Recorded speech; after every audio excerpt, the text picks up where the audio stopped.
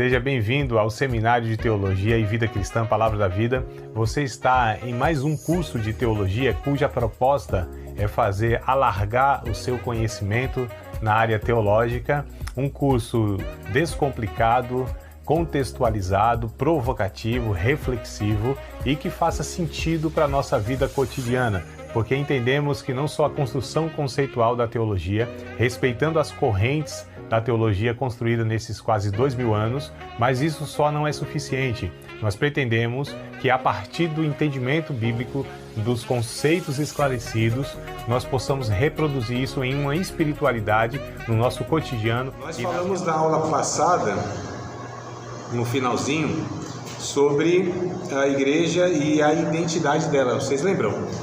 Lembram? Vou ficar igual o ventilador aqui, ó. A igreja ela é intencional. Isso. Ou seja, que é preciso ter uma ação direcionada, né? A igreja não surge do nada. Aliás, nada surge do nada. As coisas não acontecem sem um planejamento, sem um esforço direcionado, né, amados? A gente às vezes, obrigado, amada, me ajuda bastante agora a economizar meu pescoço. A gente não deve entender que as coisas na vida, elas acontecem automaticamente. Se a gente não tiver um objetivo, se a gente não tiver um planejamento, se a gente não tiver um esforço direcionado, as coisas não acontecem assim, né, do nada. E tudo aquilo que é relevante precisa ter um esforço. E tudo aquilo que é relacionado às coisas espirituais, a Deus, porque tudo nesse mundo aí sim é mais natural. Aí a gente precisa fazer muito esforço. Nos afasta de Deus. As coisas são feitas de uma forma totalmente distorcida. Se deixar a chamada teologia do como que é o nome dele? Martinho da Vila, eu acho, né? Deixa a vida me levar, vida leva eu. Zeca Pagodinho, eu sabia que vocês conheciam melhor do que eu. Eu uso essa pegadinha, sempre dá certo. Então, essa teologia do Zeca Pagodinho, né? Isso não serve para a nossa vida cristã e muito menos para esse projeto que nós estamos chamando de igreja. Isso que deve ser por nós organizado. Porque a gente pensa assim, Deus faz tudo é Deus. Não é bem assim não. Deus nos outorgou, Ele nos delegou algumas funções e responsabilidades e a parcela é nossa de ação, né? A gente tem essa tendência de achar que Deus faz tudo, como se tudo... Aliás, a gente tem um pensamento bem interessante na teologia, que a gente deve orar como se tudo dependesse de Deus. E a gente deve fazer as coisas como se tudo dependesse da gente. Esse é o equilíbrio que a gente precisa ter na vida, né? Orar como se tudo dependesse de Deus, colocar tudo na dependência de Deus e fazer as coisas como se tudo dependesse de nós. Ou seja, essa nossa parcela de responsabilidade nessa construção. Venha, varão, chegou na hora certinha, na introdução. Então, a igreja, ela é intencional. Glória a Deus, isso aí, varão. Ela é intencional, deve ser intencional, tá? E para uma igreja, ela ser bíblica, a gente está falando que ela precisa ter primeiro isso, né? Intencionalidade, tá? E aí, quais são as ações, as medidas, o que a gente precisa fazer, o que Deus nos orienta a fazer, nos aconselha a fazer? É bem simples, porém, é óbvio, né? Paz amada, chegou na hora certa, a hora da segunda introdução, aleluia, glória a Deus. Vou tomar até mais um gole d'água aqui, eu estou me animando. Para ver chegar mais. Chega uma frente, eu vou orar de novo. É aqui mesmo, aqui, um lugarzinho preparado, reservado. Nossa, assim mesmo. Ai, meu pai, vamos lá. Vocês sabiam que o Evangelho para os cristãos são orientações óbvias? Aí fala assim, mas se é tão óbvio o que Deus nos orienta, por que a gente tem tanta dificuldade de fazer, ou muitas vezes a gente não faz e negligencia? Porque se o óbvio deixar de ser falado, né, ele deixa de ser feito. Então o óbvio precisa ser falado, mesmo que seja óbvio. Por exemplo, o que eu vou falar aqui é muito simples. Uma igreja intencional, ela precisa ter pregação da palavra. Isso não é óbvio? Só que eu pergunto, vocês acham que é tão óbvio assim na nossa prática do dia a dia de igreja? Ou seja, dar ênfase, prioridade para a pregação? Não é? Por nada, que isso? Uma hora certa aí, veja qual está mais confortável. E é igual a gente no cinema, né? Que a gente chega, qual é o melhor lugar, né? Então o que acontece? A pregação precisa ser uma prioridade da igreja. O que eu estou falando de pregação? Exposição da Bíblia, exposição bíblica. Porque a gente muitas vezes em um culto, você tem na hora da pregação muita exposição que não é uma exposição bíblica na intencionalidade de orientar o povo. O pastor precisa pregar toda a Bíblia. A igreja precisa ter contato com toda a Bíblia, todos os temas da Bíblia. A gente percebe que muitas igrejas, aleluia, glória a Deus. A gente percebe, cada glória a Deus é aleluia, porque está entrando mais um. A gente percebe que às vezes a igreja ela assume um tema e parece que só existe aquele tema. Ah, é avivamento, é avivamento. Ah, é família, é família. Ah, é evangelismo, é evangelismo. Como se a Bíblia se resumisse em um único tema. A gente precisa ensinar tudo que a Bíblia dá ênfase, né? Tudo que ela ensina de relevante. Então a gente precisa entender que uma igreja intencional ela precisa dar prioridade à pregação. Aí eu brinco novamente com... Agora é o Martinho da Vila, né? Eu errei no pagodeiro, era o pagodeiro... Os teólogos eu não costumo errar muito, mas os músicos aí eu erro de vez em quando. E esse, ele vai falar o seguinte: canta, canta minha gente. É alguns cultos. Canta, canta minha gente. É só música, mano. Tem 2 horas de culto, 1h30 de música. Né? Ou seja, cadê a prioridade para a pregação da palavra? Para a exposição bíblica? Aí a gente vê uma desculpa tão esfarrapada. Quando Deus quer falar, fala em 5 minutos. Né? Então, quer dizer, mostra-se a prioridade. Quando você dá quantidade de tempo para alguma coisa, você está mostrando que aquela coisa para você é importante. Então, o que é mais importante para nós? Cantarmos e ouvirmos 1h30 de música? Que muitas vezes nem são músicas bíblicas, por assim dizer, porque você tem muita música no meio da igreja, no seio da igreja, até com texto bíblico, mas não é bíblica. Você tem até muita música que é bíblica, mas não é cristã, porque não fala de Cristo, né? Então a gente, fora são heréticas, né? Então você tem ainda muita música com letra herética, ensinando heresias, amados, antibíblica mesmo. Então a gente precisa entender isso. Atos capítulo 6, verso 2, Atos dos Apóstolos, a gente vê isso lá no início da igreja, os apóstolos, né?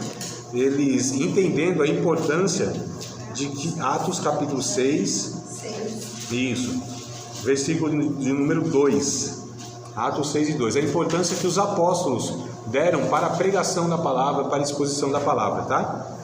Então a igreja, para ela ser bíblica, edificar uma igreja bíblica, capítulo 6, verso 2, isso, verso 2. Então essa igreja, ela precisa dar prioridade à pregação. Olha o que os apóstolos disseram. E os 12 apóstolos, né, convocando a multidão dos discípulos, disseram: não é razoável que nós deixemos a palavra de Deus e sirvamos as mesas. O verso 4: mas nós perseveraremos na oração e no ministério da palavra. Então os apóstolos entenderam que inclusive a função deles naquele momento não era estar servindo lá, né, as pessoas que estavam necessitadas desse cuidado cotidiano de alimento e tudo mais. Era importante esse negócio, o texto diz. Isso é importante negócio, mas nós precisamos dar prioridade à oração, à prática da oração e ao ministério da palavra, ou seja, a pregação da palavra, tá? Então, algo fundamental para uma igreja que quer ser bíblica, saudável, para edificar uma igreja de fato como Cristo nos orienta, que é uma igreja que dê prioridade à pregação da palavra, à exposição bíblica. Não... É uma igreja que edifica, né? Isso é. A parte é essa, né? Edificando uma igreja bíblica. Aí, primeiro ponto, ela tem que ser intencional. Ou seja, que não é no acaso, né? Não vai... Vamos andando e vai acontecendo, não é isso. Precisa ser intencional. E essa intencionalidade, ou seja, essa ação direcionada, precisa ser uma igreja que dê prioridade à exposição bíblica. Nós temos muito animadores de palco. Nós temos muitas pessoas que assumem os púlpitos das igrejas, falam da sua vida pessoal, fala-se de tudo, menos da exposição bíblica. Muitos não são preparados suficientemente para expor a palavra, explicar as doutrinas, orientar as pessoas à luz das Escrituras Sagradas. Pessoas que não se prepararam para aquilo, amados. Tá? Então, assim, eu acho curioso que a gente aceita, aliás, a gente não aceita as pessoas que cuidem da nossa vida que não sejam preparadas, né, para aquelas coisas fundamentais, importantes. A saúde, por exemplo, que para nós é algo fundamental. A gente dá muito valor à nossa saúde, à nossa vida. Então, assim, se eu precisar, por exemplo, de um transplante de coração, quem que a gente vai procurar? Um cirurgião que seja, né,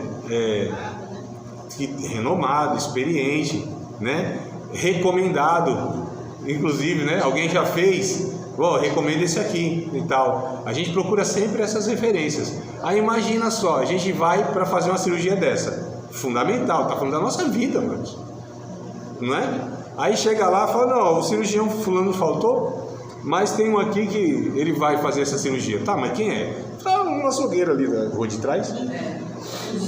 Falei, não aceito não. Aí chega o açougueiro e disse, não, mas eu tenho experiência, eu tenho 21 anos de açougue. Eu sei o corte de todas as carnes, conheço todos os órgãos e tal. Aí eu falo, não aceito não, eu quero um experiente. Não é, mas por que a gente aceita pessoas que não se prepararam o mínimo para conduzir a nossa alma à eternidade, para alimentar o nosso espírito, amados? Por que a gente acha que pode ser qualquer um? Não é assim, queridos.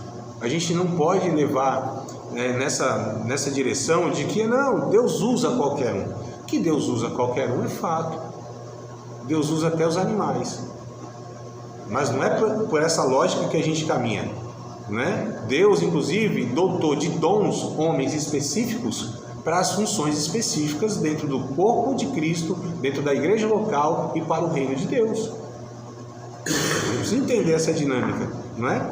Vamos lá. A oração também é outra intencionalidade da igreja. Então, para edificar uma igreja saudável, a gente precisa dar ênfase também à oração. A gente está falando aqui não só no culto ali, né? Mas no projeto geral da igreja. Atos capítulo 2, a gente está indo em Atos, né? Bastante texto em Atos, porque aqui a gente vê a igreja nascendo e ela apontando essas colunas, né?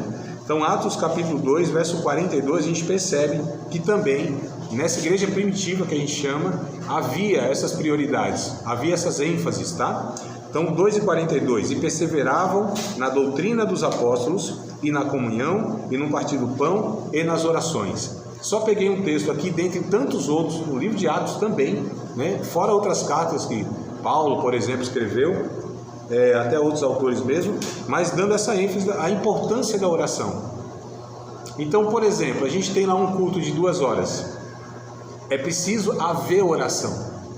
Eu me lembro, pelo menos uma igreja que eu fiz parte, não havia essa prática da oração no culto, né?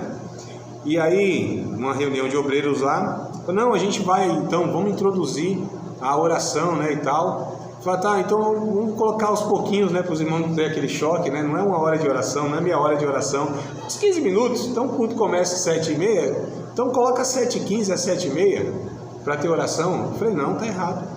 Nós estamos ensinando para os irmãos que a oração não é importante, nem cabe na liturgia, a gente está colocando fora dela. Por que não suprime 1 ou 2 músicas, cantavam 5 músicas? Então percebam, amados, como a gente vai mostrando que não é muito importante não, e quando você vai fazer ainda faz, mostrando não é muito importante.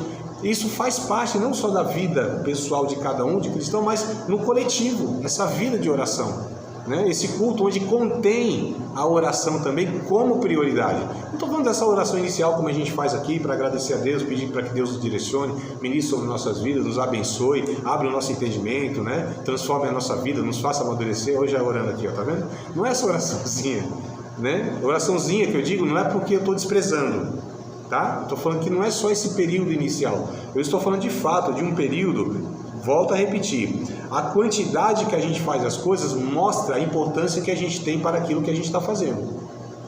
É igual a pessoa que diz assim, não, eu dou tempo de qualidade para minha esposa, para meus filhos, né? Porque não é de quantidade, não é muito tempo, mas eu dou de qualidade, porque quando eu estou mesmo. Não, se não é de quantidade, já perdeu a qualidade. A quantidade, aliás, a qualidade também exige quantidade, irmãos. Não é a quantidade em si que vai fazer a diferença. Estão entendendo? Vamos lá. Então, o terceiro ponto aqui também, que eu entendo ser importante, se a gente quer edificar uma igreja, que ela seja bíblica. Falamos de pregação, prioridade, oração, prioridade, relacionamentos pessoais de discipulado. Isso aqui eu julgo importantíssimo. Uma igreja, para ela ser bíblica, ela precisa também ter, e isso tem que ser intencionalmente, né? Tudo isso aqui é intencionalmente, precisa ser direcionado. Relações pessoais de discipulado, tá? O que eu quero dizer com relações pessoais de discipulado? Nós precisamos, amados, nessa convivência de igreja, fomentar, nutrir, promover, ter meios para que a gente se relacione uns com os outros. E esses relacionamentos precisam ser intencionais. Não é assim, vamos lá tomar um café aleatório em casa, vamos ali se encontrar de uma forma aleatória. Isso precisa ser intencional, direcionado. A gente precisa ter convivências que nós possamos discipular uns aos outros. E eu não estou falando apenas desse discipulado, sentar aqui, vamos pegar uma cartilha e falar sobre batismo, sobre fé, sobre dízimo, sobre isso, sobre aquilo. Não é só isso, tá? Isso também pode conter. Eu estou falando de uma coisa mais orgânica, mas também direcionada e intencional. Que a gente possa criar essa convivência onde nós possamos nos interessar uns pelos outros, a levar uns aos outros à maturidade cristã. Os mais maduros, levar os outros à maturidade, né? Uns aos outros se ajudarem na caminhada cristã e na vida. Eu gosto de uma palavra, ela parece ser difícil, mas a ideia dela para mim é fantástica. Nós precisamos ser imbricados. Eu falei, não é intrigados não, cuidado para não entender errado. Eu falei intrigado. Foi imbricados na vida uns dos outros. Essa palavra eu acho muito interessante. Para a gente entender o que é essa palavra, imbricado, é só lembrar da escama do peixe. Ela não é uma por cima da outra assim, né? Aí você procura onde começa, uma não, parece que não acha, né? Porque uma cobre o início da outra, mas é uma por cima da outra. Né? Isso. Mas o interessante é assim. Exato, Eu gosto da escama do peixe porque a gente vê de fato, né?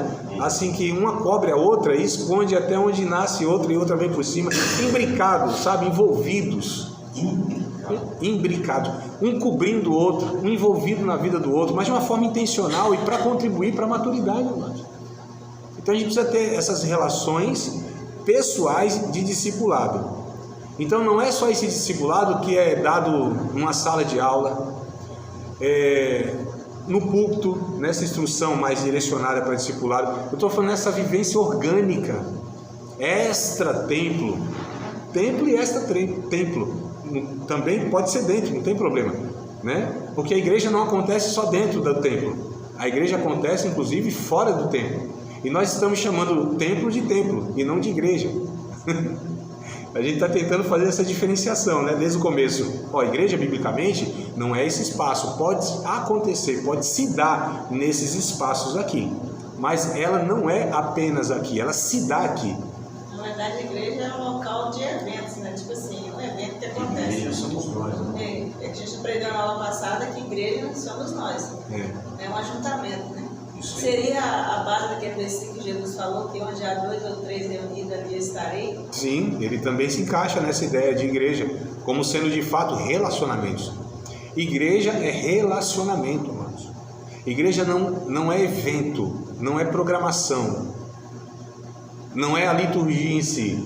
A igreja são relacionamentos de pessoas que foram alcançadas pelo sacrifício de Cristo, que tem o mesmo Espírito, que fazem elas clamarem Abba Pai, pertencemos a uma família, né? Caminhamos juntos, levamos as cargas uns dos outros, nos interessamos uns pelos outros, suportamos uns aos outros. Essa palavra suportar tem sempre uma conotação negativa, né? Mas suportar aqui é dar, isso aqui é um suporte. Esse tripé está suportando esse celular, essa mesa está suportando tudo isso aqui, está dando apoio, irmãos. Não é suportar naquela, estou aguentando esse irmão. Não é isso, suportar no sentido de dar apoio. Nós precisamos, né, levar as cargas uns dos outros. Isso é igreja bíblica. Esses relacionamentos. Eu já vi uma pessoa lá na igreja mesmo falar sobre tem que suportar mesmo, porque é difícil. Do jeito que a pessoa falou assim, parece bem assim, bem que eu não queria nem suportar essas pessoas. É porque ela não entendeu que o suporte inclui as questões, porque eu acho que eu disse para vocês, acho que foi aqui sim que eu disse, que toda relação ela é nervosa e é tensa, né? Falei isso para vocês, não foi? Não foi aqui? Não? Tá bom. Porque Efésios capítulo 4, deve ser lá pro verso 15, 16, alguma coisa assim, Paulo está falando do corpo. Toda a carta aos Efésios, Paulo está falando sobre o corpo de Cristo, sobre a igreja. O tema dessa carta, do capítulo 1 ao capítulo 6, toda a carta, o tema é esse, o corpo de Cristo, ou seja, a igreja, a família de Deus, a comunidade da fé. E aí Paulo usa, é bem interessante, essa metáfora do corpo mesmo, né? Corpo biológico. Então ele vai falar que a gente vai sendo ajustado. Vamos ler o texto, Efésios capítulo 4, só para a gente pegar aqui essa expressão, né?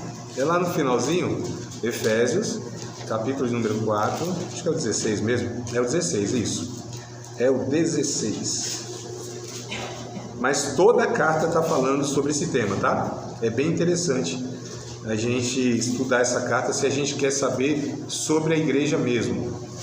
Capítulo 4 de Efésios, verso 16, do qual todo o corpo, bem ajustado e ligado pelo auxílio de todas as juntas, segundo a justa operação de cada parte, faz o aumento do corpo para sua edificação em amor. Olha que coisa interessante a metáfora que Paulo usa para a igreja como sendo um corpo, que é um só, mas tem muitos membros. Cada um tem sua função, mas todos eles são interligados de alguma maneira para um propósito, que é a unidade, né? Ele trabalha depois lá em 1 Coríntios capítulo 12, a partir do 12 também, mas aqui é interessante a gente pensar nesse corpo como metáfora. Então, num corpo, entre outras coisas, nós temos os nervos e os tendões. Então, toda relação, ela é nervosa e ela é tensa. Só que essa relação nervosa nos traz sensibilidade. O nervo fala de sensibilidade. E tensa porque os tendões garante a mobilidade sem aquilo quebrar, né? Então toda relação de igreja ela é nervosa e ela é tensa, mas não precisa ser ruim. Pode ser inclusive edificante, deve ser edificante. E nós devemos suportar uns aos outros em amor. Talvez as pessoas não entendam que esse suportar é em amor. São pecadores que estão se ajudando na mesma caminhada, amados. E não tem como a gente participar de um corpo e achar que um membro do corpo ele pode sofrer sozinho, que eu disse lá em 1 Coríntios capítulo 12, Paulo diz, a gente tem que se alegrar com os que se alegram, chorar com os que choram. Quando um membro é honrado, a gente se alegra, né? Quando ele é prejudicado, a gente sofre com ele, porque é o nosso corpo. Ninguém no corpo, aliás, ninguém tendo o seu próprio corpo e algum membro é prejudicado, ele não sente a dor. É bem interessante como funciona isso, né? Um dedo mindinho aqui do pé esquerdo, aquele que tem joanete, aquele meio tortinho, uma unha encravada, sabe? Aquele que a gente despreza. Aí imagina 3 da manhã, você vai levantar para beber água que deu sede. Aí esse pezinho esquerdo, esse dedinho mínimo do pé esquerdo, com a unha encravada e com o joanete, pega na quina do pé da cama. Imagina, vai ser uma dor horrível. A mão vai logo pegar esse pezinho para ver se acalenta e consola. Eu tenho ele aleijado, tá? Pronto, então esse aí que você despreza. Eu bati no fogão e ele saiu do lugar, eu forço ele assim, ele vai assim, aí eu estralo ele e volta. Meu Deus do céu, Jesus. A unha entrou pra dentro, infeccionou, fui no médico e tive que esperar. Mas vamos pegar essa cena então? Nossa. A boca desai, né? O braço vai em direção. A mãozinha vai lá dar um consolo, apertar. A gente vai pegar as pernas, né? Pelo menos uma que aguenta, né? Vai mancando, mas vai levando até. Enfim, o que eu quero dizer, amados, é que a gente sente, a gente se importa, é corpo, faz parte, a gente não pode ser indiferente. Então, a igreja bíblica, a igreja saudável, ela se importa uns com as vidas dos outros.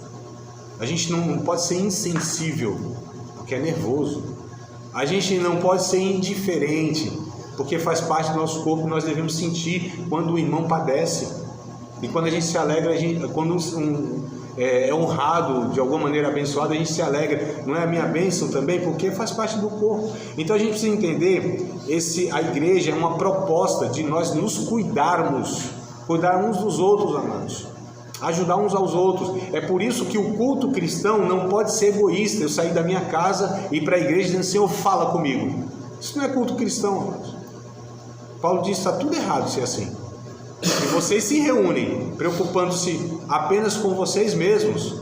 Pode ser numa ceia. O ato mais, que a gente fala, não, esse ato aqui é o mais, né? Que seria o ato de expressão de comunhão, a ceia.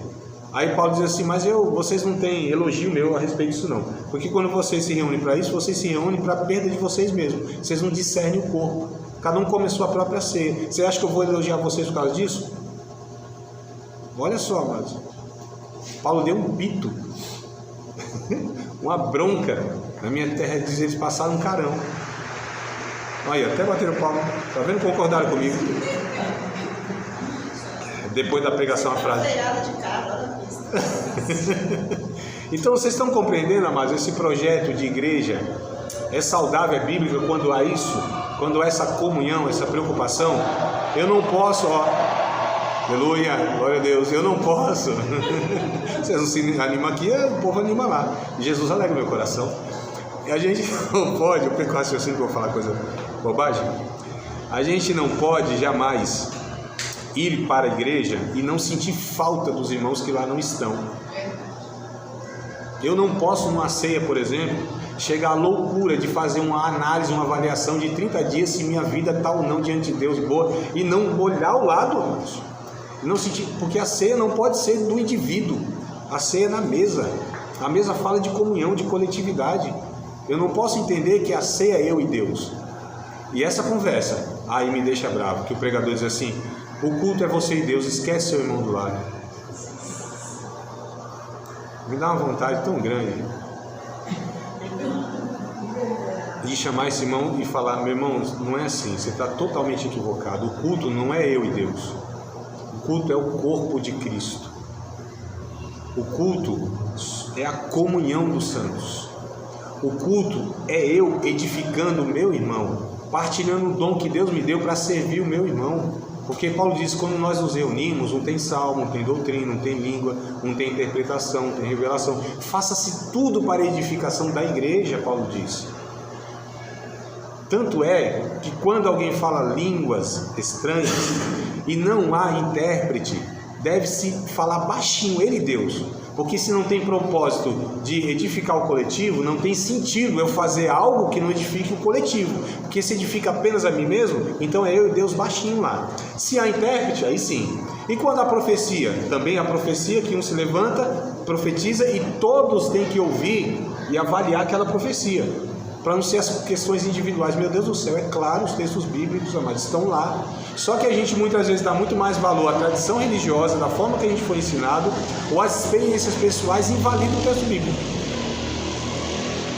Né? Mas vamos lá. Não quer dizer que falar em língua é certo? Sim. Mas não pode falar se não tiver a pessoa para traduzir. No culto coletivo, se a gente fala línguas e não há um intérprete para trazer uma mensagem que edifique a igreja, Paulo diz: fale-se baixinho consigo mesmo. Está lá no capítulo 14 de 1 aos Coríntios. Não há. A gente faz isso, eu sei. Pentecostal faz isso. Mas, biblicamente, isso é inadequado. É muito claro isso aqui. Porque o culto público, o culto cristão, ele tem um propósito de edificar o coletivo. Então, se eu faço algo e não alcança a todos, não há sentido. Se alcança só a mim, por que eu estou fazendo para que todos... Paulo diz: não tem sentido se eu falo... Porque Paulo vai falar sobre as línguas estranhas nesse capítulo 14 de uma forma muito clara. Ele pega metáforas, né? Comparações, diz assim: todo som que existe no mundo há um objetivo, algo muito claro. Tudo que se faz através do instrumento, tudo tem uma nota correta, você tem, né, sempre algo que tem um significado. Ele vai pegar todas essas questões de instrumento e tudo mais, e sons. Ele fala, e as línguas também, não são sons aleatórios. Todo o capítulo 14, Paulo regula o culto cristão. Paulo vai falar sobre como deve ser o comportamento no culto cristão, sobre profecias, línguas estranhas, tudo isso aí. Então, primeiras coisas, é só ler, amado, de carreirinha, sabe o que é carreirinha? Assim, um depois do outro, devagarzinho, prestando Guti-guti, né? É isso, pronto, de guti-guti, eu gostei disso aí, vou usar isso aí, uma forma bem teológica agora, de guti-guti, né, assim, degustando, né? É só ler lá, mas está muito claro. Só que, como eu falei, muitas vezes os pentecostais, eles dão muito mais valor à experiência pessoal do que às escrituras sagradas. Como eu entendo que o cristão deve ser regido pela que a Bíblia ensina e não pelas suas experiências pessoais, então a Bíblia é muito clara nesse sentido. As línguas devem ser, Paulo até diz no texto, não proíbam falar línguas estranhas. Porém, tem que ter sentido isso para o coletivo. É muito claro isso, né? Então, aleluia, glória a Deus. Aqui ninguém escapa do olhar não, viu? Boa noite. A gente tá vendo? Qualquer um que entra, a gente, opa, não pode ser assim, né? Então assim, a gente precisa entender que o culto cristão, ele precisa ter esses elementos, tá bom? A igreja intencional dá ênfase para esses 3 pontos no mínimo: exposição bíblica, oração e também esses relacionamentos que precisam ser nutridos, precisam ser intencionais, mas isso não é natural, que cada um vem com o egoísmo que lhe cabe, e a gente precisa retrabalhar isso nas nossas igrejas, para que não seja um clube. Não pode ser um clube a igreja. O que é um clube? Domingão, cada um vai para buscar o seu próprio interesse, paga uma mensalidade, tem um lugar em comum. As intenções são bem parecidas: relaxar, né? Um lazer, um entretenimento, um descanso. É clube. Só que não há, está todo mundo reunido no mesmo lugar. As famílias estão reunidas no mesmo lugar, com a mesma intenção, que é de ter um proveito próprio. Mas estou olhando bem, é difícil achar uma igreja que faz isso.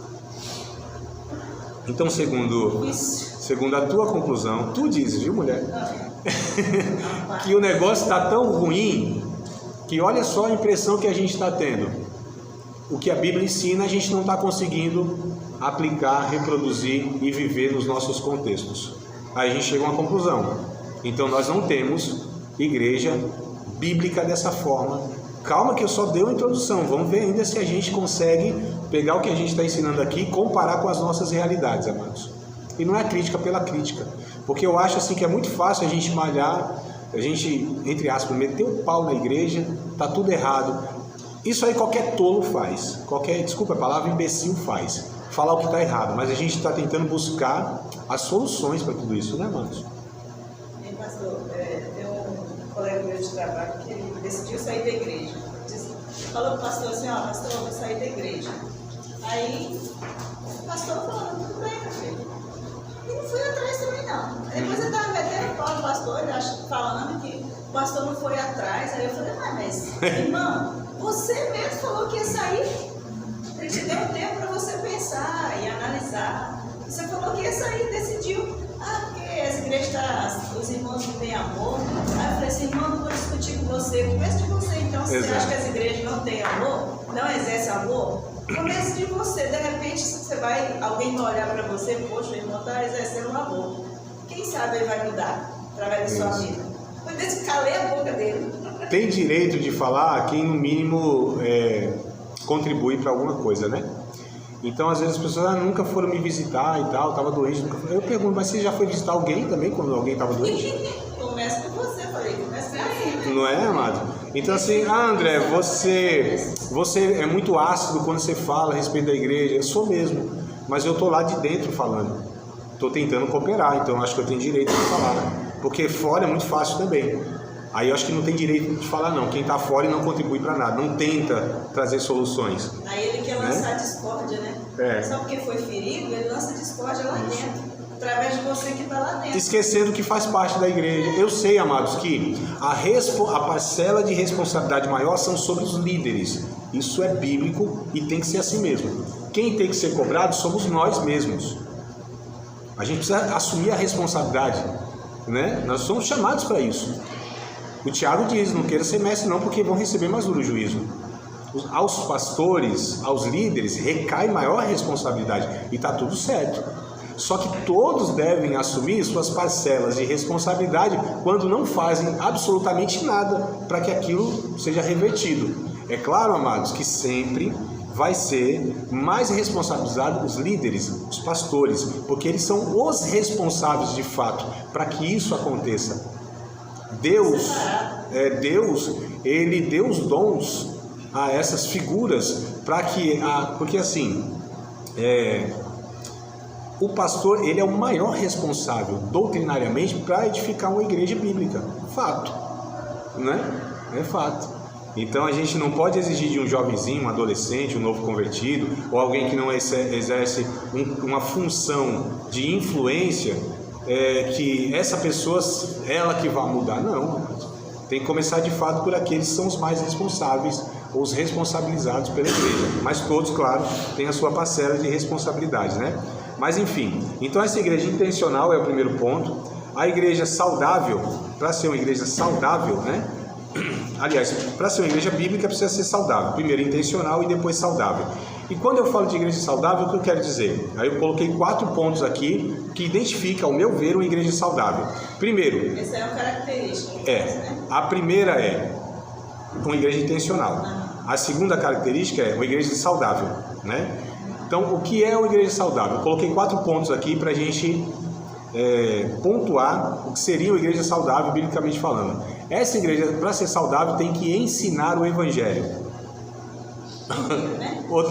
Ensinar o evangelho. Falou, né? Mas é óbvio, né? Então, é óbvio, mas parece que o óbvio está sendo deixado de ser falado, está sendo também deixado de ser óbvio. Ensinar o evangelho. Vocês sabiam que para os salvos é preciso se pregar, continuar pregando o evangelho, irmãos?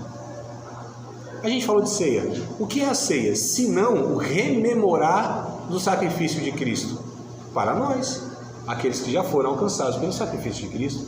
É o único culto, o resto tudo é criação nossa. Não estou dizendo que é bom ou ruim, só estou dizendo que é criação nossa. O único culto que foi estabelecido por Jesus é o culto de ceia, culto de doutrina, de oração, de rede de mulher, de rede de homem, de anzol, não sei o que, de a rede e tudo mais que a gente cria, escola bíblica. Isso é nossa criação, que eu estou falando, não é necessariamente ruim nem boa. A gente precisa avaliar cada uma dessas propostas nossas. Mas o único culto que Jesus estabelece é o culto de ceia. Fazer isso todas as vezes que vocês lembrarem de mim. É o culto memorial que nós chamamos. O que se faz nesse culto? O que deve se fazer nesse culto? Pregar a crucificação. Jesus disse isso. Todas as vezes que vocês comerem esse pão, beberem esse cálice, façam menção de mim. É em memória de mim. Amados, o culto de ceia é para uma coisa só, o tema é um só, a pregação é uma só.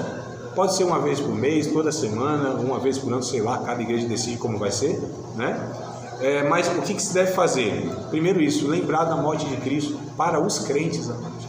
O evangelho, se deixar de ser pregado para os evangélicos, eles deixam de ser evangélicos, né?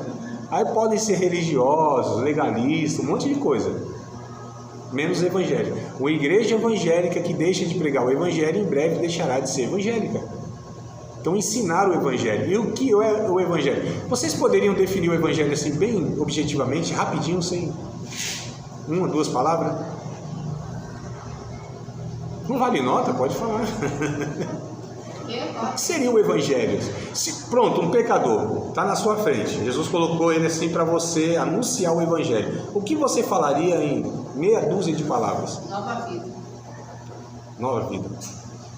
Uma nova vida em Cristo. Mudança totalmente radical para mim. Anunciar a palavra, falar de Jesus para ele.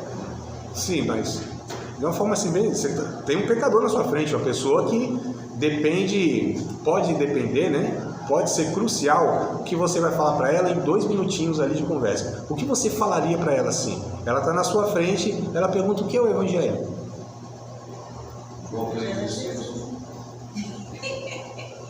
Não, eu perguntei primeiro, varão.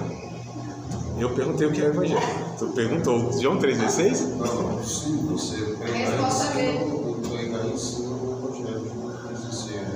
Tá, imagina que eu sou esse pecador. Então, eu não sei o que é João 3,16, nunca li a Bíblia. Não, sim, você trabalhar em cima dessa atividade. 3,16. Tá, mas eu sou pecador. Você crê que todos nós, você crê que eu também sou pecador tão quanto, mas em Cristo nós temos salvação e Ele te chama para uma vida nova. Por que eu preciso de salvação e o que é essa vida nova? Então, é quando você se reconcilia e resolve caminhar segundo os direcionamentos da lei de Deus. E como eu posso fazer para me reconciliar? Por que eu preciso de reconciliação? É porque todos nós estamos destituídos por causa do nosso pecado. Eu não sei se é bem assim, não. Não, todos nós pecamos, até mesmo quando não sabemos ou quando achamos. Qual é o meu pecado? Eu sou um bom pai de família. Eu sou um esposo fiel, não traio minha esposa. Eu sou um bom cidadão. Sim. Eu sou honesto, pago meus impostos. E você conhece que você tem um Pai Celestial que espera ter. Eu acredito em Deus, tenho Deus no meu coração. Você tem Deus no meu coração. Não, você acredita, mas você tem Deus no seu coração. Eu tenho Deus no meu coração. Eu tenho Jesus no meu coração. E você aceitou Ele como seu único suficiente? Eu aceito, sim, aceito. Então vamos congregar, irmãos. Vamos caminhar e estudar da palavra. Eu vou na igreja lá no meu bairro, lá a igreja que tem. Eu frequento a igreja católica. Sim, não tem. Você tem aprendido em cima da palavra de Deus? O padre lá ele prega salmo todo domingo. A gente tem um devocionário lá também. Salmo 91, né? O 23, o 91. Conheço o 46 também. E você, pela palavra de Deus, você pode ter esse livre acesso de ser tocado pelo Espírito Santo e também ser utilizado assim como seu padre dela. A gente tem um culto do Espírito Santo, a gente recebe o Espírito Santo lá e até línguas também a gente fala lá. E tem mais uma coisa, tem uns crentes aí da sua igreja, que é vizinho meu lá, os caras, eu não me troco por eles não. Tem uns lá que... Fala palavrão. Quem? Eles falam. Alguns isso, da minha igreja, isso. assim como eu posso falar, assim como você também. Não, eu não falo, eu não tenho. Meu pai me ensinou que essas coisas elas não cabem pra gente. Então você julga. Eu não estou julgando, são eles que me julgam, eles que dizem que eu vou pro inferno. Então por isso nós devemos conhecer mais. Vocês percebem? Olha como é difícil você evangelizar a partir da graça de Deus. A partir das graças seria fácil. É verdade, eu sou um ladrão, eu traio minha mulher, aí seria fácil a gente falar. Você é pecador, desgraçado, tá vendo? Até a sociedade te reprime, você faz até as coisas escondidas. Mas vocês percebem como a gente encontra às vezes, é raro, mas pessoas que têm uma moral elevada? Vocês percebem como não é tão fácil a gente falar do Evangelho? Né? Mas é assim, a conversa para outra matéria, como a gente faria isso. Eu só fui provocando aqui, só para a gente falar, o Evangelho, ele é simples na fala, né? No sentido, o que é o Evangelho? São as boas novas. O que são as boas novas? As boas novas é o seguinte, você é um pecador na sua natureza, existe um Salvador, ele é Cristo. Isso é o Evangelho. Eu falo, tá, mas isso é para o pecador, mas você está falando que no contexto de igreja a gente precisa continuar falando isso? Sim, amados, porque nós esquecemos. A gente vai pensando porque nós estamos não sei quanto tempo na igreja, porque eu já sou um pastor, porque eu sou líder não sei o quê, porque isso e aquilo, sou batizado nas águas, no Espírito Santo, e sei lá qual outro batismo que a gente tem aí. Então a gente vai perdendo a noção de que, eu sou pecador. Eu preciso de Cristo, continuo precisando da graça. Eu não posso deixar de olhar para a cruz de Cristo, essa mensagem que Cristo morreu por mim, amado. Isso precisa continuar nos púlpitos das nossas igrejas.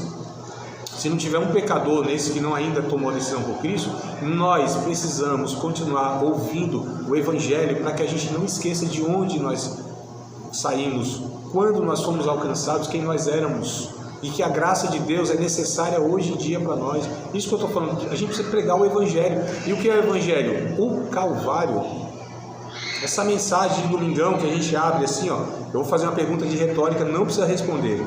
Quanto tempo faz, nas igrejas que nós frequentamos, fazemos parte, que num domingo assim, não é aberto assim um Evangelho falando sobre a crucificação, o Gólgota, Jesus sendo crucificado ali na sexta-feira, sendo julgado à noite, no outro dia sendo, ali açoitado. Quanto tempo não faz que nós não ouvimos nas nossas igrejas o Evangelho dessa forma, essa mensagem tão simples? É só uma pergunta, não precisa responder, é só para pensar, só para a gente entender. Então, uma igreja saudável precisa pregar o Evangelho, precisa ter a mensagem das boas novas, falar de Cristo morrendo na cruz por nós, amados. Senão a gente vai esquecer, pode ter certeza que vai. Segundo ponto de uma igreja saudável: fomentar a unidade do corpo. Fomentar a unidade do corpo, né? Promover, tá? Nutrir. Fomentar, fomentando. A segunda palavra que eu estou vendo hoje, que eu nunca ouvi na minha vida. Qual foi a primeira? Aquela das escamas. Ah, imbricado. Imbricado. Ah, tá ótimo. Pronto, então estou exercendo meu papel direito. Fomentar. Estou exercendo meu papel direito aqui. Imbricado. Mas em cima, Fomentar a unidade. em cima da abordagem a qual eu comecei a falar com você como se você fosse um não, era aquela linha ou não? Calma aí, Pezão, agora eu me confundi. Abordagem. Abordagem é ficar aqui tipo, como se fossem dois personagens. Ah, sim. Um cristão e um cristão. Sim. Sim, amado, é que a gente precisa conduzir, né, à medida que a gente for questionado, para a gente mostrar, por exemplo, a gente depois vai trabalhar em uma matéria bem específica, discipulado, se não me falha a memória, a gente vai ter essa matéria discipulado, né, um dos módulos, e falar que, na verdade, a gente sempre quer levar as pessoas ao Evangelho, a Cristo, a partir dos pecados dela, né? E é bem difícil porque as pessoas resistem de fato. Poucos são os que de fato, sabe, reconhecem e tal, né? Ou muitos reconhecem, mas não é diferença. Mas de falar, ó, ninguém vai para o inferno por matar, por roubar, por trair, por mentir. Ninguém vai para o inferno por causa disso. Olha como sou estranho para nós. Como assim? A gente sempre ouve que é por isso que as pessoas vão ser condenadas. Aí eu vou fazer uma pergunta, mas não vou responder agora porque, né, a gente teria que elaborar mesmo. Na matéria eu vou fazer isso, mostrar essas questões todas. Depois que nós aceitamos Cristo, é só para refletir também, tá? Descemos as águas batismais, entramos lá no hall de membros da igreja, até revestido com o poder do Espírito Santo, que nós chamamos de batismo, né? Posição de grupo. Isso. Fomos ordenados ao ministério, recebemos uma função. Depois de tudo isso, amados, eu só vou falar de um pecado só, entre outros, tá? Só para, se é por conta disso que a gente vai ser condenado para o inferno, então olha só, depois de tudo isso que a gente se considera tão salvo, fizemos tudo certinho nesse sentido que é proposto. Quantos de nós, depois de aceitar Cristo, nunca mentimos? Contamos uma mentira. Quem de nós? Só para pensar. E eu estou pegando um pecado dentre tantos outros, que é um pecado, inclusive, que Jesus disse que caracteriza o filho do diabo. Sim. Porque ele é pai da mentira, mentiroso, então quem mente tem a característica. Para não falar de outros pecados. Então calma aí, a gente continua ainda com alguns pecados. Aí você fala, André, tá, mas a gente se arrepende, mas nós ainda continuamos com vários pecados, lutando contra eles e tal. Então não é o pecado em si, senão não teria salvação para ninguém, irmãos. Tá? A questão é, vou falar nessa matéria quando a gente chegar lá, mas vamos lá. Senão eu vou ter que falar um monte de coisa aqui sobre a salvação que eu estava falando, né? Ninguém vai ser condenado ao fogo do inferno, à eternidade sem Deus, porque faz isso ou aquilo. É porque deixa de aceitar o sacrifício de Cristo, na verdade. Porque o pecado que gera todos os outros é a incredulidade no sacrifício de Cristo. João fala isso, capítulo 3. Fala, né? Aquele que crê será salvo, aquele que não crê já está condenado. Quem não crê no unigênito Filho de Deus, o texto vai falar. E sobre essa questão sobre a questão do testemunhar, sobre a questão da gente pregar o Evangelho, eu, durante esse tempo e aonde eu vivo aqui na praia, eu estava prancha, eu exposto a nudez toda hora, todo tipo de pecado. Hoje eu faço questão de ter no meu público mulheres, né? Porque tem que mostrar que eu sou uma pessoa que trato de boa forma, eu sou muito bem tratado por isso. Então, a minha forma de ver que a possibilidade da gente testemunhar, da gente pregar um evangelho mais eficiente, é você sendo de carta. Isso, exato. Testemunho da palavra falada. É o velho e bom testemunho cristão, né? As irmãs aqui não vão entender, amado, mas nós entendemos, né? As mulheres não entendem isso. Porque é peculiar do homem. O homem não precisa de uma mulher sem roupa para vê-la nua. Muitos falam precisa de ver um vestido para ver. Não, mas o homem tem muito mais capacidade. Vocês não têm noção do poder imaginativo. Isso eu já ouvi tanta coisa lá. Vocês não têm noção do poder imaginativo do homem. Não precisa. Então a questão, amados, né, a gente vai tratar isso em outras matérias também, essa questão do pecado em si, né, da salvação e tudo mais. Mas para que a gente não faça aquela saladona, deixa eu voltar um pouquinho aqui. O segundo ponto de uma igreja saudável é fomentar, é promover, é nutrir. Tá? Fomentar quer dizer isso, nutrir, né? Proporcionar, propor, tá? Alimentar a unidade do corpo. Então eu percebo que nas nossas propostas de igreja, muitas vezes nós não fazemos algo para que haja unidade do corpo.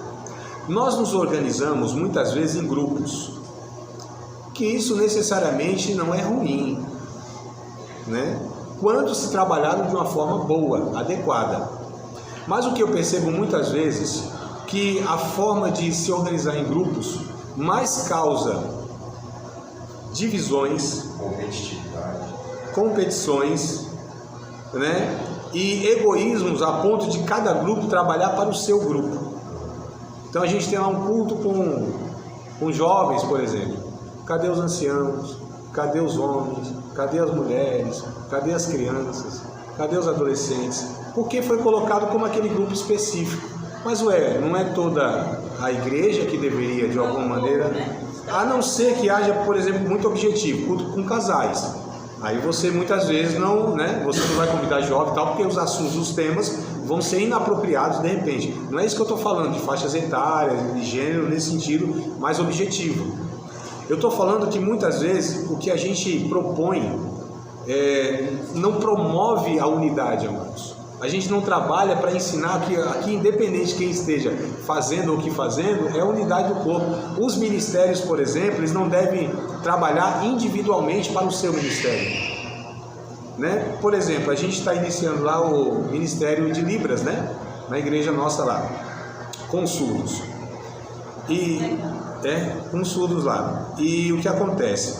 Houve no início uma dificuldade, porque o Ministério de Surdo, ou com os surdos, ou para os surdos, ele não pode frutificar sem alguns ministérios contribuírem para aquilo. Foi preciso fazer uma adaptação, ainda nós estamos nessa adaptação, né? No começo foi feito, a líder lá, né? A amada, né? Nossa amada Pati, né?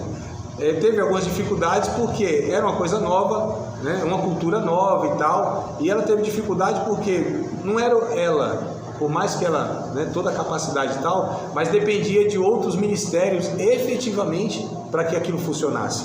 Então você tinha um ministério, aí quando ela também convidou, fui convidado e tal, e a gente está auxiliando esse ministério aí, como líder desse ministério. E aí o que acontece? Não estava engrenando o negócio. Aí eu falei, tá bom, então vamos chamar as pessoas, os ministérios que fazem parte disso, porque não é um ministério de Libras apenas. Para que isso aqui frutifique, é necessário o pregador entender a questão, o Ministério de Música entender o seu papel, o Ministério da Mídia, da Comunicação, o Ministério tem a mídia e tem a sonoplastia também entender, as boas-vindas, né, que são as pessoas que recebem, no mínimo são 5 ministérios. Olha só. Mas o que a gente tem a ver? Aí até o pastor perguntou para mim, André, mas o que tem a ver a mídia com esse ministério? Eu falei, tem a ver. Aí expliquei, por isso. Ele falou, olha só, nem imaginava. Foi então. Aí nós estamos ainda trabalhando essa questão. Como é importante que cada um tenha a sua parcela de contribuição para que funcione isso, a complexidade que é tudo isso aí. Agora, graças a Deus, o negócio está engrenando. A gente dá, né, com esses passos para que as coisas aconteçam. Por quê? Todos os envolvidos têm uma contribuição naquilo, mas falei, amados, aqui é o corpo de Cristo, não é o Ministério de Libras, é a igreja, através do Ministério de Libras, junto com os outros ministérios, que vamos frutificar e alcançar o nosso objetivo, que é alcançar a população, a comunidade surda, de 10 milhões que existe no Brasil, de 3,7 mil que existe aqui no estado do Espírito Santo. Então a gente entender, é o corpo de Cristo, irmãos. Olha que coisa interessante. Tem um casal lá passando dificuldade. E aí, fala, meu casamento vai muito bem, obrigado. Estou fazendo minha parte, né? Criando meus filhos no temor do Senhor.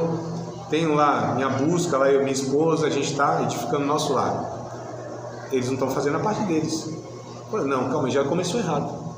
Como que um casal, uma família na igreja não me afeta? Aí a gente vê um casalzinho lá com dificuldade de criar um filho, menino. E aí esse menino está nas drogas. Ah, então, não criou como deveria, né? Não está fazendo as coisas certas. Meus filhos, graças a Deus, é devocional aqui. Esses meninos estão aprendendo a Bíblia desde pequenininho e tal. Olha o pensamento, rapaz. Não, aquele menino, aquele adolescente que está partindo para as drogas, não é o filho daquele casal, é o meu filho. Esse menino eu preciso abraçá-lo. Não é o filho da irmã fulano de tal, é o meu filho. Meu Deus do céu, está aqui no mesmo corpo de Cristo.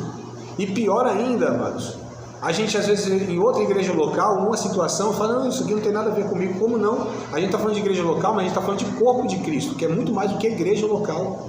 A igreja local não é o corpo de Cristo, ali está uma parte do corpo de Cristo, né? Então a gente precisa ter esse senso de coletividade. Eu acho que eu disse para vocês, se eu não disse, vou dizer, e se disse, vou repetir, que é o seguinte, chamaram um judeu na entrevista e fizeram a seguinte afirmação, não foi nenhuma pergunta, uma afirmação: Hitler matou 6 milhões de judeus. O judeu falou, não, Hitler não matou 6 milhões de judeus, Hitler matou um judeu 6 milhões de vezes. Perceberam a cabeça, manos? Como funciona? O judeu não vê vários judeuzinhos. O judeu vê um judeu multiplicado, onde cada um que é afetado está afetando um judeu. É a mesma forma que nós precisamos entender a nossa convivência, irmãos. Cada irmão que padece, cada irmão que está sendo prejudicado, cada um, nossa igreja local ou em outra igreja, na verdade, faz parte da nossa família, é a nossa família. Nosso Pai é único, nós chamamos o nosso Pai, Pai Nosso, melhor dizendo, né? Que está no céu.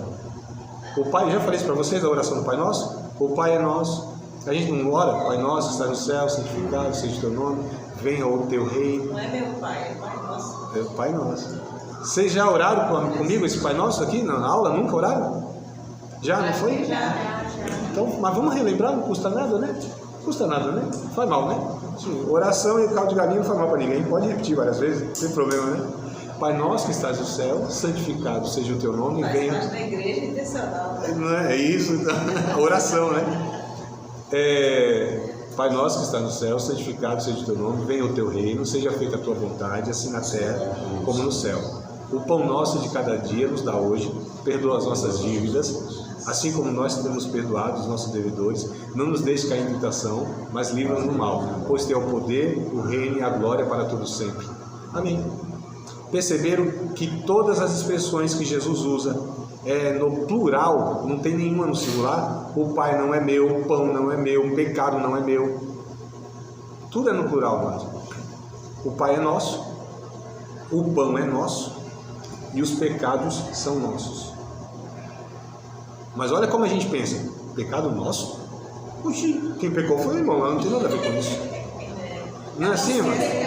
Não, eu graças a Deus estou firme em Cristo aqui, estou de boa, estou aqui na caminhada faz 20 anos, nunca desviei, nunca saí da casa do meu pai. Esse teu filho que desgramou toda a herança aí, gastou com as prostitutas, e ainda eu que nem desfruto isso aqui tudo, aí o senhor vem e honra isso aí? Isso é a cabeça do irmão mais velho do filho pródigo, que a gente não prega, a gente prega sobre o desgraçado, o filho pródigo que desviou e desgramou tudo. Mas se o irmão mais velho do filho pródigo, que era egoísta e que não se importou com o seu irmão, isso não é novo, amados. Vamos lá para trás, lá onde começou. Na verdade, ele sempre esteve ali próximo do pai, mas ele nunca se arrependeu. Ele sempre esteve ali por obediência. Era legalista. E não por entendimento disso. Não era legalista. Ele se justificava. Legalista insensível. Nunca desviei dos teus mandamentos. Nunca transgredi uma lei do Senhor. Estou aqui nunca saí da casa do Senhor. Legalista, mas. Isso aí é os que tem carne na igreja, né? Tipo assim, né? Eu faço isso, faço aquilo. Pode ser. Mas essa história não é ali dos tempos de Jesus, ó. Isso é lá do começo, lá onde começou a história. Depois um pouquinho do Adão velho de guerra lá que pecou, aí vem o filho dele, ou os filhos dele, né? Aí um filho mata o outro. E aí quando Deus pergunta, cadê teu irmão? Aí ele pergunta, mas eu porventura sou responsável pelo meu irmão? Então essa conversa, amado, é de Caim. Não é de um discípulo de Cristo. Eu sou responsável pelo meu irmão. Já comete a mentira, né? Não, ali não é nem apenas a mentira, ali é o egoísmo. Eu sou cuidador do meu irmão? E o que eu tenho a ver com o meu irmão? Ele é adulto. Eu não tenho nada a ver. Mas o ponto que eu quero destacar é esse, amado, esse egoísmo. Eu sou responsável pelo meu irmão, cada um, a salvação é individual, não tem nada a ver com isso aí. Olha, quando a gente pensa salvação individual, nós não entendemos o Evangelho. Salvação não é individual, irmãos. Jesus não morreu por mim. Se Jesus tivesse morrido por mim, estávamos todos nós perdidos. Jesus morreu por nós. Não há um projeto de salvação para o indivíduo. Há um projeto de salvação para uma humanidade recriada em Cristo. Nessa cabeça que a gente foi formada de egoístas, de religiosos, de mérito próprio, sabe? De eu sou responsável por mim, isso não é bíblico, irmãos. Isso não é fomentar a unidade do corpo. A gente precisa retrabalhar isso, diga, amada. Esse sentido aí que o pastor está falando, a minha oração é desse jeito. Porque minha parentela, ela não serve a Cristo. Então, se eu alcançar eles, como eu fui alcançado, meu filho se afastou desde outubro, eu falo, Senhor, traz a memória dele, né, para ele voltar ao primeiro amor, para ele voltar às primeiras obras, né, para ele voltar para o caminho. Eu não orar a salvação individual, que nem fala Ezequiel, né? Que fala em Ezequiel 18. A responsabilidade. Sim, a responsabilidade. A salvação não, a responsabilidade. A responsabilidade também cabe interceder, orar, clamar ao Senhor para que o Espírito Santo venha ali convencê-lo. Não, Juliana, olha que coisa interessante. Nós até fazemos isso com os pecadores. E quando esses pecadores chegam e fazem parte da nossa família? É o que eu estou falando. Não é um negócio estranho? Que nem você estava aqui interpretando dois personagens. Eu faço isso com a minha família, mas sabe que eles querem ficar na conversa, depois desconversam e levam como se fosse uma conversa qualquer. E tipo assim, entrou aqui e saiu aqui. Sim. Mas aí o Espírito Santo fala bem assim, nenhuma palavra que é lançada, ela volta vazia. O tempo certo vai fazer o efeito. Sim, mas nós estamos falando uma questão de evangelismo, né? Sim. O que eu quero trazer para o nosso contexto entre nós. Mas aí é nesse sentido que eu penso, que eu penso de hoje em dia de orar para essas pessoas serem alcançadas. Eu não penso em ser egoísta. Eu fui alcançado e que eles corram atrás também. Sim, não, isso aí a gente até que faz razoavelmente bem, né? Agora, o nosso contexto aqui, dessa convivência, nossa, porque, amados, se nós não conseguimos, se nós não cuidamos de nós mesmos, nós queremos cuidar daquele que nem faz parte da nossa família ainda. Eu acho muito estranho isso. Como que a gente quer amar o distante se a gente não ama o próximo? E quem é o próximo? É quem está mais perto. Próximo é quem está perto. Então, se a gente não consegue nutrir, manifestar o amor entre nós, amados, o cuidado entre nós, porque não adianta, a Bíblia diz, dizer que ama a Deus, ama os pecadores, mas e entre nós, o seu irmão? Quem faz isso é o mentiroso, né? 1 João vai dizer isso aí. Então a questão é assim, a gente está falando de igreja, a gente está falando desse contexto dentro de igreja, não estou falando nem dos pecadores, nem lá fora, estou falando entre nós. Então, se a gente não consegue fomentar essa unidade no corpo de Cristo, entre aspas, os iguais, imagine entre os diferentes. Se a gente não consegue tolerar uns aos outros, que é de dentro, imagina os de fora. Então a gente precisa nutrir, edificar uma igreja saudável. O que é uma igreja saudável? É terapêutica.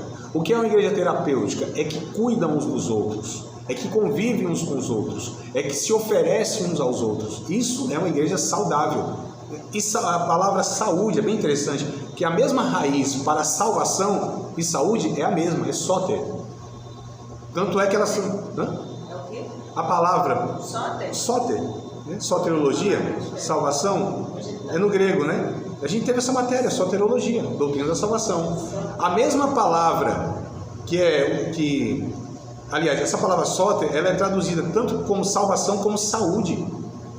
Então, a salvação, amado, vai falar sobre a saúde do corpo, aquilo que é saudável entre nós. E o que é saudável? Aquilo que traz vida, traz cura. Então, se a gente se fere, se a gente é aqueles que se machucam, aqueles que se distanciam, que não se cuidam uns dos outros, isso não é uma igreja bíblica. Se a gente não se importa uns com os outros, isso não é uma igreja bíblica, não é uma igreja madura, não é uma igreja saudável, tá? Então, segundo ponto, fomentar a unidade do corpo. Terceiro ponto, evitar uma igreja saudável, precisa evitar entretenimentos. Entretenimentos. O que é um entretenimento? Para passar o tempo, para preencher a agenda. Né? Coisas aleatórias assim, que não tem intencionalidade, que não tem uma pedagogia, que não tem uma objetividade no conselho, na instrução, no aconselhamento, na instrução. Evitar entretenimento, fazer os eventos louvorzão, os programas, que não tem um objetivo claro de edificação do corpo, amados. Fazer coisas assim, aleatórias, que não são objetivas. Não há absolutamente nada que Deus faça que seja aleatória. Tudo, exatamente tudo que Deus faz na sua criação, as ações de Deus, elas têm alvo, elas têm intencionalidade, têm objetivo, têm propósito, amados, claro, definido. Então nós também devemos ser conduzidos dessa forma, entretenimento, evento por evento, sabe? Alguém até disse que evento é evento, sabe? Coisa aleatória. Então evitar entretenimento. Nós temos que fazer algo que tenha objetividade bíblica, intencionalidade, edifique a vida das pessoas, tenha relevância na vida. A gente vai falar sobre relevância, né? Relevância na vida das pessoas, que digam respeito à realidade das pessoas. Então evitar entretenimento, tá certo? Coisas aí, bobagens que são feitas à torta e à direita. Quarto ponto e último aqui, né? De uma igreja saudável: receber os novos membros. Quando eu estou falando receber novos membros, falo em receber novos membros porque muitas igrejas são boas no evangelismo de ganhar pessoas e trazê-las para a igreja e, né, elas até lá aceitam a mensagem e tal, aceitam Jesus e aquela coisa toda. E a gente pensa que fez o papel. Trouxemos uma pessoa para a igreja, ela aceitou Jesus, está tudo certo, ganhamos uma vida para Cristo. Não.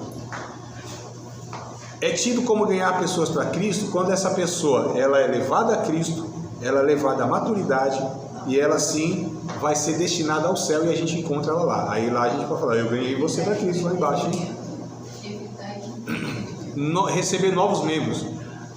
E aqui tem dois tipos de novos membros: aqueles que vêm de outro estado, de outra igreja, enfim, apareceu na nossa igreja lá, nunca foi.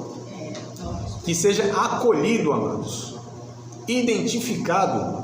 Tem gente que passa 1 mês, 2 meses, 3 meses dentro de uma igreja, ninguém nem sabe o nome, nem sabe de onde aquela pessoa é, para onde vai. A pessoa não é identificada, ainda mais quando a igreja ela dependendo aí do tamanho dela, isso com mais frequência acontece, né? Então essa pessoa ser acolhida, ser recebida. Novos membros, eu estou falando de crentes inclusive, que vêm de outro estado, de outro contexto, né, e tal, que ela é percebida, ela é vista. Opa, tem alguém aqui no nosso meio. Estou falando somente de apresentar do púlpito ali, fulano, ciclano. Estou falando de ser recebida, acolhida mesmo, sabe? Novos membros nesse sentido. E outros, aqueles que aceitam Cristo de fato, né? Esses precisam ser cuidados, porque assim, a maior irresponsabilidade que eu entendo de um pai não é de fazer o filho, é de fazer o filho e não criá-lo, né? Imagina só, não seria um negócio cruel? Uma criança recém-nascida, ela nasce, deixa aí que ela se cuida, né? Deixa aí que Deus vai cuidar. Deus cria. Deus cria, a gente está entendendo essa irresponsabilidade. Deus cria coisa nenhuma, amados. Somos nós que somos responsáveis para cuidar dessa pessoa, levá-la à maturidade. Então, a importância do discipulado. Uma igreja saudável tem discipulado. O que é discipulado, amado? É jogar a pessoa lá numa sala lá, 3, 4, 5, 12 semanas, uma cartilhazinha, ensinar o que é batismo, o que é dízimo, o que é não sei o que. Não, amados, não é isso. Só pode até fazer parte, mas o discipulado é caminhar com essa pessoa de uma forma pessoal, que discipulado não se dá de púlpito não, viu? Não é pregação não. Discipulado é pessoalmente, indivíduo com indivíduo, caminhando de uma forma, como fala? De uma forma, oh meu Deus, está me fugindo a palavra aqui, que ela, com frequência, né? Uma forma frequente, sabe? Assistida, né? Assistida, frequente. O tempo, sei lá, 1 ano, 2 anos, 10 anos, assim, um tempo necessário para conduzir essa pessoa. O Moisés fez o Josué de discípulo, Elias fez Eliseu de discípulo, Jesus nem vou falar, né, dos 12 lá. Barnabé fez o Paulo de discípulo, Paulo fez vários outros, né, entre eles o Timóteo, o Tito. Então olha só, esse discipulado, esse cuidado, amados, é necessário. Não é ganhei tantas pessoas para aqui, não é coisa nenhuma, agora cuida. Porque a maior responsabilidade é fazer um filho e deixar ele de mão, se criar sozinho. Então a gente precisa entender que a importância de uma igreja saudável, onde acolhe, onde recebe, onde cuida desses novos membros, né? Me lembro muito bem, quando eu aceitei Cristo, com 21 anos de idade, você já tem um monte de coisa na cabeça, né? Um monte de conclusão na cabeça e tal. O que é óbvio para nós, não é óbvio para uma pessoa de 21 anos que vem de um contexto totalmente diferente de igreja. Um mundão bagunçado. E aí, para mim, as coisas eram muito naturais, né? Comecei a namorar aquela jovem senhora ali, vocês conhecem muito bem. Foi o segundo milagre que Deus fez na minha vida. Primeiro foi salvar e depois preparar uma esposa para mim. Foi milagrão. E aí, amado, para mim, normal, vida segue, vamos ter a vida, né? Como se tem no mundão. Aí eu conversando com o irmão, eu disse, não, André, não é bem por aí não, amado. Como não? Como assim? Não é bem por aí? Oxi, é assim, não é não? Eu falei, não é não, vem cá. Pegou a Bíblia aqui, ó, a Bíblia diz isso e tal, vamos com calma aqui. Foi me orientando, me instruindo, amado, né? Então, assim, olha que coisa interessante, onde você entende que essas pessoas que vêm no contexto de igreja, a gente pensa que as pessoas que estão vindo para Cristo nesse contexto de igreja, elas já são obrigadas a entender tudo que a gente entende, do jeito que a gente entende. Eu falo que as pregações são as piores possíveis para os que não são cristãos, amados. A linguagem é péssima, né? Péssima. A gente tem um dialeto nosso que é de igreja, igrejeiro. Eu chamo de evangeliquez. A gente fala evangeliquez. Pensa nas expressões, a gente fala como se a pessoa tivesse todo o conhecimento bíblico, todo o pano de fundo bíblico, as expressões. As músicas, então, meu Deus do céu, são horríveis para serem cantadas. Você imagina a gente pregando assim, jovem, não é boa a vossa jactância? Jovem, não é boa a tua concupiscência? Deus não se agrada disso. É o que? Jactância. Está escrito na Bíblia, né? A gente não usa essas palavras? Não são dialetos nossos, expressões que são nossas. Aí a pessoa vem no contexto de igreja e falou, o que está sendo falado ali, pelo amor de Deus? Né? E aí, eu ficava pensando, o que será jactância, hein? Será que tem alguma doença derivada de comer jaca podre? Jactância, né? Jaca. Concupiscências, parece um palavrão. Ô mancebo. Já pensou? Ô manceba. Jovem, a gente sabe que é jovem, a gente sabe o que é concupiscência, desejo não permitido, a gente sabe o que é jactância. Vocês sabem? Não? Olha, eu no contexto de igreja não sabe, imagina quem não é do nosso contexto. Traduz. Hã? Traduz. Não, vou não. Tem problema, daqui a pouco eu pego o Google. Isso, dá uma bugada. Vai no Google. É para pensar, mano, se para nós alguma linguagem que é falada no púlpito, ela não é tão familiar, imagina para aquele que vem de um contexto totalmente diferente, amados. É isso que a gente precisa pensar, acolher essas pessoas, entender que essas pessoas, as novas convertidas, elas precisam ser orientadas, instruídas, são bebês na fé. Pedro diz isso, esses novos convertidos são crianças estão tomando leitinho. A gente precisa instruir, precisa ensinar o evangelho, instruir, mostrar para ele, ó, a vida não é essa vida de egoísmo, é essa vida aqui que você está vendo aqui, ó, como a gente vive aqui, tá vendo? Ó? É isso aqui. Tinha um pastor, eu conheci lá em São Paulo, ele fazia o seguinte: quando a pessoa aceitava Cristo, aí fala assim, ó, tá, aceitou Cristo, vou orar por você, aí pedia para a igreja se colocar de pé, falava assim, ó, vira agora, olha a tua família ali, tá vendo? Ó? Eles vão ser os seus exemplos aqui, ó, um monte de exemplo para você seguir aqui, ó. Eles vão cuidar de você agora, eles vão ser os responsáveis pela sua vida, pode contar com todos eles, ó. É isso, rapaz. A gente se ensinar agora pela nossa forma de viver, e eles vão percebendo, os novos convertidos, nossa, o que é isso aqui, evangelho? Isso aqui é coisa diferente mesmo. Mas com a igreja saudável tem condição de fazer isso, que prega o evangelho, que não vive de evento de entretenimentos, né? Que tem a exposição da palavra, que tem um ambiente de oração. Aí a gente vai conseguir identificar essa igreja, que é uma igreja intencional e que é uma igreja saudável, tá bom? Tem alguma pergunta fácil e rápida? Essa pergunta que eu tenho me intrigando desde a penúltima vez. Na última vez eu não vi, eu tive uma visita lá em casa, mas eu acho que não vai ser bom fazer ela total. Assim, qualquer igreja não você vê ela. Não estou falando qual a forma a qual nós, como igreja, como templo, devemos fazer um culto que seja uma adoração maior, assim, diante de todas essas falhas a qual nós vemos hoje dentro da cultura eclesiástica. Calma aí, a pergunta eu não entendi não. Com o culto? Diante de todas as dificuldades, sim, adversidades, ou até mesmo o entendimento humano, desvirtuando o culto nacional, genuíno, cristocêntrico, qual a forma que você direciona uma igreja de forma saudável? Então, pontuando isso aqui que eu estou pontuando e mais umas coisas que eu vou falar mais para frente, Pezão. É um conjunto de tudo isso, né? E não tem receita mágica, nada é fácil. A gente está falando de um projeto que é de Deus, ou seja, é algo sublime. E nós estamos falando que nesse processo, a nós, pecadores, né?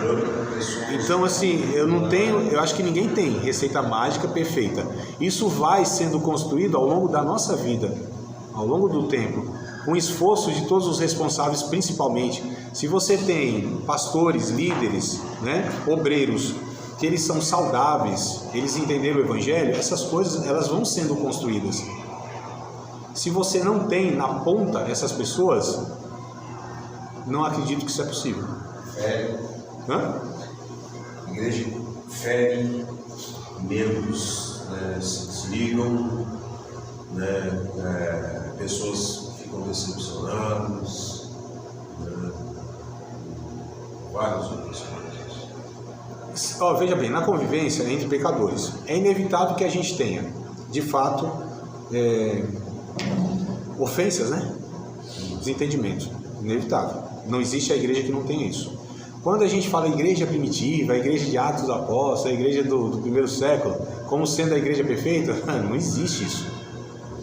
Esses irmãos tinham os mesmos pecados que nós temos hoje. Os mesmos. Uns até que eu ainda não vi exatamente. Como, por exemplo, na igreja de Corinto. Eu não conhecia até hoje a igreja que eu já tive contato, né? Que eu congreguei, tive contato, fiquei sabendo. Eu nunca vi um caso, por exemplo, de um membro ter relação sexual com a sua própria mãe. E tem lá na igreja de Corinto. Então, olha só. A gente precisa, não era tão perfeitinho assim como a gente pensa, né? A gente quer moldar essa igreja do primeiro século, essas igrejas bíblicas aqui, como sendo perfeito. Não são. Então eles têm os mesmos pecados que nós temos, porque são da mesma massa, são pecadores igualmente, sem diferença nenhuma. Agora o que eu percebo é que eles tinham virtudes que a gente parece que não tem. Eles tratavam o pecado, levavam a sério o evangelho. Você tinha na grande maioria obreiros e pastores maduros, isso fazia toda a diferença nessas igrejas. Toda a diferença que a gente vê. Então, assim, eu não tenho esperança se na ponta não tem pessoas maduras. Eu estou falando pastores e liderança em geral. Se não tem, amados, eles vão reproduzir o que eles são, inevitavelmente. Então começa-se pela formação desses pastores, os obreiros. Aliás, para mim, ninguém deveria chegar a uma função de tal importância, de tal relevância em uma comunidade, se não fosse experimentado na maturidade antes. É o que a Bíblia ensina. Então, assim, qual seria um meio para que a gente revertesse isso? Se nós voltássemos a dar seriedade devida à palavra de Deus. Se nós levássemos a sério as Escrituras Sagradas, a palavra de Deus, aí possivelmente a gente tem uma possibilidade de estar revertendo a muito longo prazo essa realidade que nós enfrentamos hoje. Sem essa seriedade, ao meu ver, é impossível nós construirmos uma igreja desses moldes que a gente está propondo aqui, que eu entendo que a Bíblia ela propõe. Será impossível, irmãos, porque a palavra de Deus que direciona, a palavra de Deus que traz essa maturidade, que dá luz a tudo isso. Se não dermos prioridade àquilo que a palavra de Deus dá prioridade, será impossível termos essa igreja que caminhe para a maturidade, que esteja assim, passo a passo, sendo construída com essas características. Será impossível. Eu não acredito que haverá solução se nós não voltarmos às Escrituras Sagradas. Se nós não começarmos a confiarmos novamente nas Escrituras Sagradas. Se nós não entendermos que a igreja não é um projeto pessoal do pastor, que a igreja não é propriedade do Zé Ninguém, ou de o Zé Alguém, sei lá. Que a igreja ela não é de projeto humano, amados. Que eu não tenho a minha igreja. Pastor não tem igreja, amados. A igreja pode até ter pastor, mas o pastor não tem igreja. Se a gente não levar a sério o evangelho, eu não acredito que será possível. Mas uma coisa eu tenho esperança, que cada um de nós podemos fazer diferente à medida que a gente vai sendo afetado pela palavra de Deus, ministrado pelo Espírito Santo. Nós somos os responsáveis para fazer essas micro mudanças em nossas vidas, e quando chegar a nossa vez, por assim dizer, eu digo a nossa vez de ter 1, 2, 3 irmãos na nossa responsabilidade de ensinarmos para ele aquilo que a gente reprova. Aí eu entendo que a gente vai estar contribuindo significativamente. Eu não sou aquele jovenzinho apaixonado, sabe? Aquele adolescente esperançoso que pode mudar o mundo, que ele acha que vai mudar o mundo. Já fui. Já pensei que eu poderia fazer alguma coisa assim bem significativa para mudar o contexto, sim. Eu não acredito, eu sou mais realista hoje. Eu não sou otimista nem pessimista, né? Um dia, eu sempre dou esse exemplo, meu filho, que hoje tem 16 anos, tinha uns 7, 8 anos, eu acho. Ele falou: papai, o senhor é pessimista ou é otimista? Eu falei: filho, papai não é nem pessimista e nem otimista. Eu sou um realista esperançoso. Pessimista para mim é um cara desanimado. Não vai resolver nada, só critica mesmo, só mete pau, né? Murmurador. Esse é o pessimista. O otimista, um inocente alienado. Vai não. Mas eu sou um realista que tenho esperança, que nós podemos fazer a diferença na vida de pessoas que se aproximam da gente. Eu tenho esperança nisso.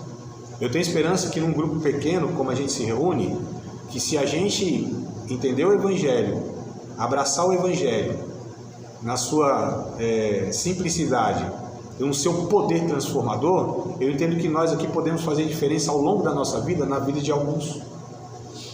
Que talvez, de repente, quem sabe, esses alguns sim, Deus vai usar de uma forma assim, bem exponencial.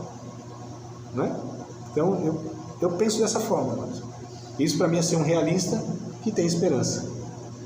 Mas não a esperança de, vai mudar a igreja brasileira. Vai não. Para mim, a igreja no Brasil vai ladeira abaixo. Vai de mal a pior. Mas alguns poucos punhados que eu tenho experimentado nesses 16 anos, nesse contexto de sala de teologia, aí eu tenho experimentado. Tem sempre os remanescentes, um punhado, nunca foi a maioria, irmãos. Nunca na história, Antigo Testamento e Novo Testamento, na história da igreja nesses 2000 anos, nunca foi a maioria, sempre foi a minoria. Não é a multidão. não são as grandes denominações. E elas parecem que nós temos uma crise religiosa, denominacional no nosso país, uma descredibilidade muito grande das instituições. As instituições do nosso país, elas estão, a instituição política, a instituição familiar, a religiosa, não é, mano? As instituições, elas estão assim, sem crédito nenhum no nosso país. Então eu não confio nas instituições, mesmo porque a igreja não é instituição. Mas eu acredito de fato que Deus sempre usou e vai continuar usando essas pessoas que vão entendendo o Evangelho nas suas realidades e vão afetando, vão lá ganhando pessoas para Cristo, vão ensinando o que é o Evangelho, mas vai ser a minoria. Deus queira que nós sejamos essas minorias, ou essa minoria. Deus queira que nós sejamos esses agentes que vão entender o Evangelho e vai reproduzindo o que é saudável na vida das pessoas. Na verdade, assim, de uma forma muito simples, eu vejo que é uma peneira. Muita gente quer chegar ali, ver o milagre, ver o pão. Aí depois caminhar, o aprender, depois o ir, cumprir. Então isso é uma coisa a qual assim, a gente não pode, muitas das vezes, olhar querendo botar tempo para dar frutos, mas é confiar mesmo que às vezes você vai simplesmente testemunhar, porque às vezes as pessoas querem trabalhar, né, a cultura eclesiástica como produtividade, como empresa, como resultado, e não é assim. A dificuldade é essa maturidade de levar as pessoas a esse entendimento. E pessoas são muito movidas no dia de hoje a resultados. É um download, né, um clique. É não entender a diferença, né, do que é a igreja de fato, que não é nesses moldes industriais e comerciais que eles fazem. Então são várias coisas que têm acontecido nesse nível, né? A gente precisa ter um filho do Espírito para ver, ouvir e até mesmo falar, porque a gente fica decepcionado. Mas a gente precisa multiplicar isso nesse contexto coletivo, né? Eu queria falar, Amado. A gente vê dentro da igreja mesmo, igual a gente trabalha com o Ministério Infantil, e a gente vê que as crianças, eles não têm aquele interesse do lado espiritual. Mas por quê? Porque vem de casa. Né? Porque tem que ter um conjunto, né? O pai tem que estar ali incutindo, né? Também, né? Nós somos Ministério Infantil, não é só a tia lá na família. Mas os pais também têm que acompanhar. Então a gente vê aquele descrédito. Eles não conseguem, aquela dificuldade, né? A gente precisa pensar sempre nesse coletivo, né? Como um corpo, como esse conjunto. E tem contexto que é o cão junto. Mas a gente vai orar, mas a gente segue nessa... Participar de mais uma aula de um dos nossos cursos, Seminário de Teologia, Vida Cristã, Palavra da Vida. Espero que tenha te abençoado, não só alargado o seu conhecimento teológico, mas que tenha também atingido o teu coração para que você possa, a cada dia mais, reproduzir a vida de Deus nas suas relações cotidianas. Se você ainda não é aluno oficial de um dos nossos cursos, se inscreva aqui no contato que vai aparecer do WhatsApp. Também nos siga nas redes sociais, se inscreva no nosso canal, compartilhe à vontade e Deus